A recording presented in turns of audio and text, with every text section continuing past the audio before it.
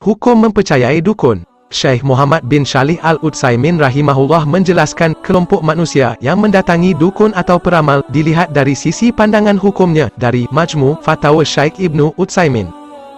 1. Mendatangi dukun, bertanya tanpa membenarkan. Kelompok yang pertama adalah orang yang mendatangi dukun atau peramal lalu bertanya sesuatu berkaitan dengan aktivitas perdukunannya tapi tidak membenarkan apa yang dikatakan dukun tersebut. Perbuatan jenis ini, hukumnya haram, konsekuensinya, ibadah solat selama 40 hari, tidak akan diterima, sebagaimana ditunjukkan dalam sebuah hadis. Rasulullah SAW bersabda, barang siapa mendatangi paranormal, lalu bertanya tentang sesuatu, maka tidak diterima solatnya selama 40 malam, hadis riwayat Muslim nomor 2230. Maksud dari tidak diterima syalatnya adalah tidak diterima pahala syalatnya, jadi, solatnya selama 40 hari hanya sekedar memenuhi kewajiban saja, tanpa mendapat pahala. 2. Mendatangi dukun, bertanya, dan membenarkannya. Kelompok yang kedua adalah orang yang mendatangi dukun atau peramal, lalu bertanya sesuatu berkaitan dengan aktivitas perdukunannya, dan dia membenarkan apa yang dikabarkan dukun tersebut.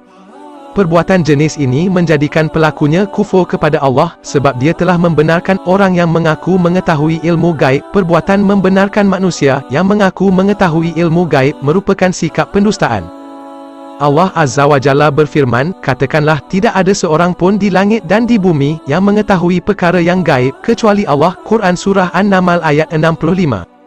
Dalam hadis syahih disebutkan, barang siapa mendatangi dukun atau peramal, lalu ia mempercayai ucapan dukun atau peramal tersebut, maka ia telah kafir terhadap Al-Quran yang diturunkan kepada Nabi Muhammad, hadis riwayat Ahmad nomor 3387.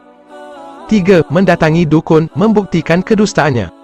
Kelompok yang ketiga adalah orang yang mendatangi dukun atau peramal, lalu bertanya sesuatu berkaitan dengan aktivitas perdukunannya untuk kemudian membantah, menunjukkan, serta membuktikan kedustaan jawaban dukun tersebut, lalu kemudian dijadikan bahan untuk memahamkan umat tentang kedustaan praktik perdukunannya. Perbuatan jenis ini diperbolehkan oleh syariat. Dalilnya, Rasulullah SAW pernah mendatangi seseorang bernama Ibnu Syayyad yang mengaku sebagai utusan Allah, padahal hakikatnya dia adalah seorang dukun. Rasulullah mengujinya dengan sebuah pertanyaan untuk kemudian menunjukkan kedustaan Ibnu Syayyad sebagaimana dalam riwayat.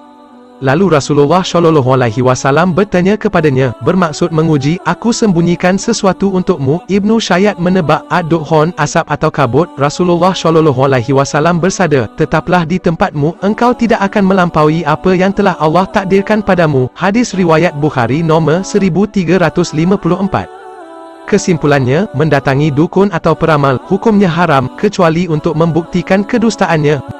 Membenarkan perkataan dukun adalah perbuatan kufur, syaratnya tidak berpahala selama 40 hari.